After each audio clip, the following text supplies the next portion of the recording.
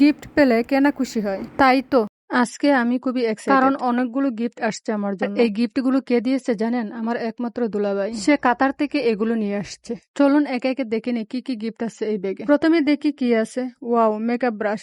এটা আমার মেয়ের খুব পছন্দের।